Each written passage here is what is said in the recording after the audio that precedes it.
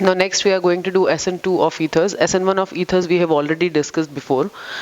Let's say I have ether R1O R2, where R1 is not same as R2.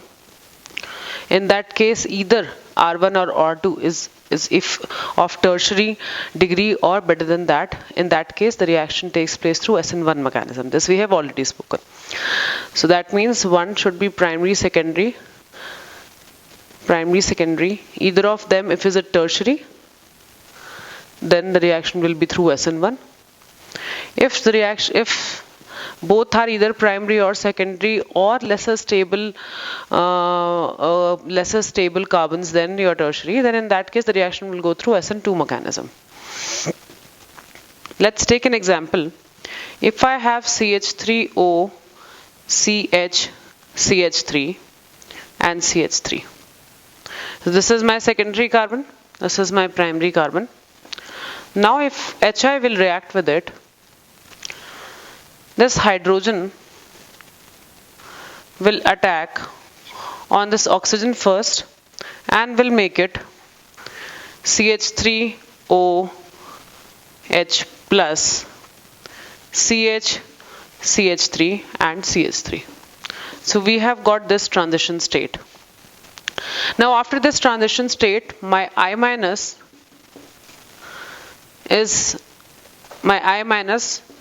as a nucleophile ready to attack onto the carbon.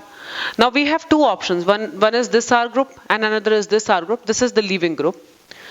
On which carbon my iodine will prefer attacking? So which one is less sterically hindered? This CH3 is less sterically hindered.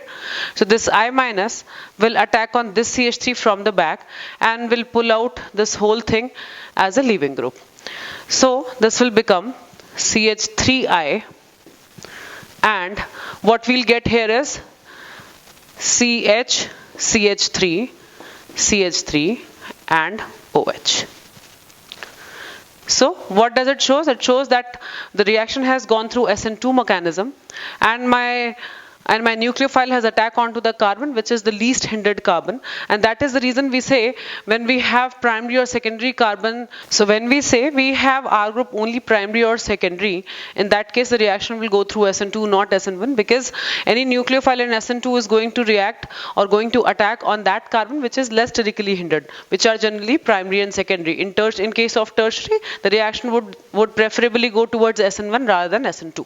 So this is the mechanism of reaction of RX with ethers. The same reaction we have done in the SN1 also, where out of the two R groups what we had, one was a tertiary R group, and in that case the reaction was moving towards the SN1 direction. So now what we'll do is we'll do some questions. I'll write some questions over here. You try doing it on your own and then we'll discuss the answers. These are the questions. Do these questions, write the products, tell whether the reaction is going through SN1 or SN2. You should not take more than 10 minutes to solve these questions. Once you are done, we'll discuss the answers. Let's start discussing the answers for these. First, we'll figure out the carbon attached to oxygen is what degree carbon. Is it primary, secondary or tertiary? So in first case, this also is primary and this is also primary. And it is symmetric as well. So when both are primary, the reaction will go through SN2 and the product would be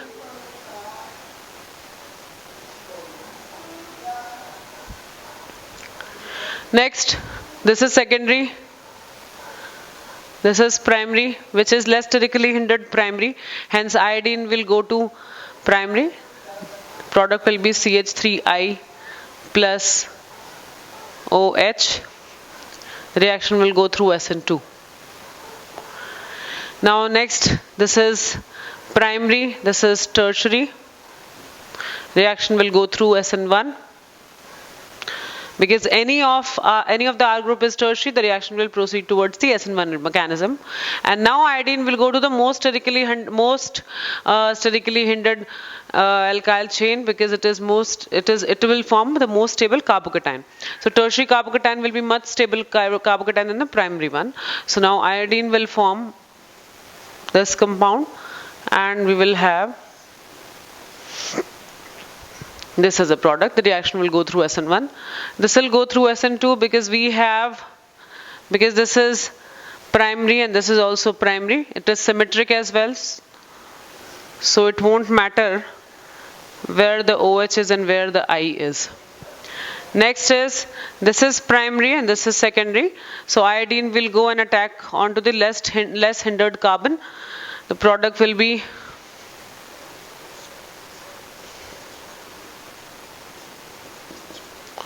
this, and the reaction will go through SN2. Next, this is tertiary and this is primary.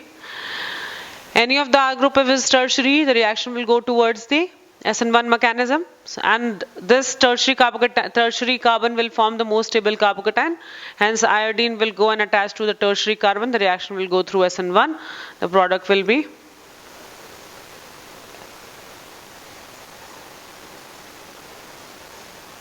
this. Next is phenyl and CH3.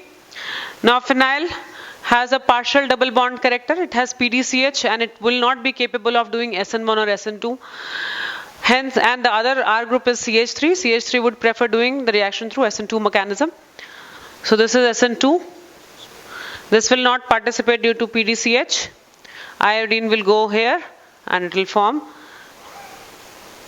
phenol plus CH3I. Next in this case, you have a bridge carbon. So any reaction won't happen at this carbon. Other one is the secondary carbon. Secondary carbon, if we have, then the reaction will go through SN2 mechanism, and the products formed will be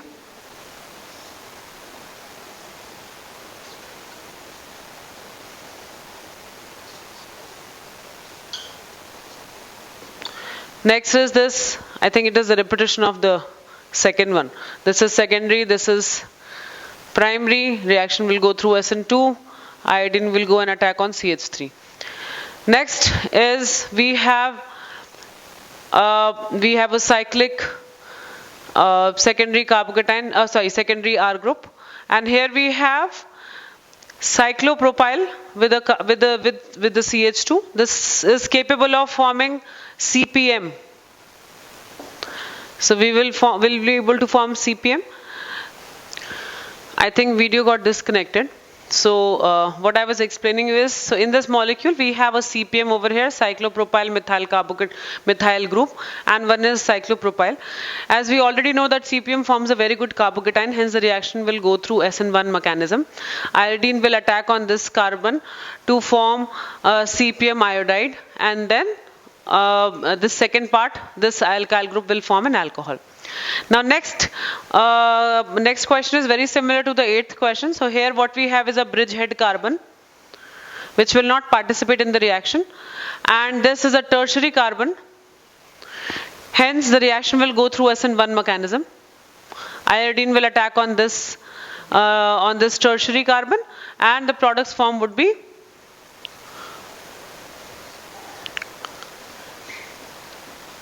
this and iodide like this. Okay. Now next we have is benzene group and benzyl group. So this is phenyl group and this is benzyl group.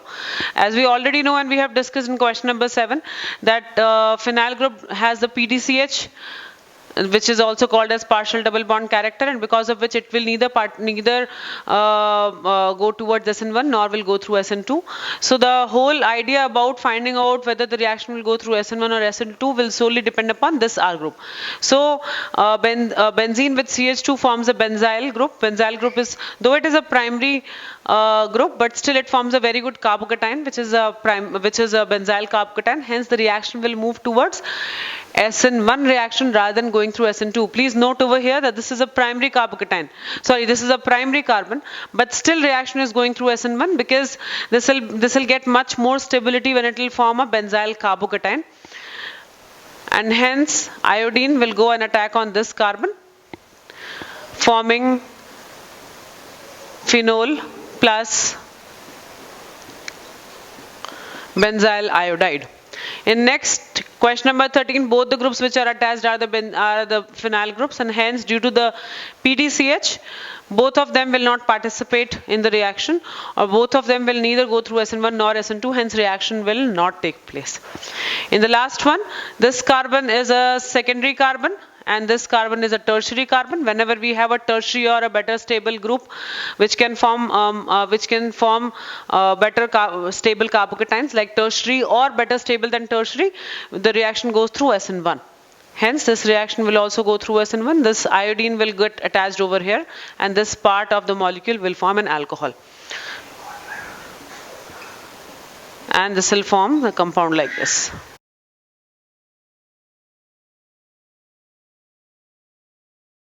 So this here we are done with the questions. You can ask me doubts in whichever question you have any confusion or if you need an explanation. We'll discuss this in the class.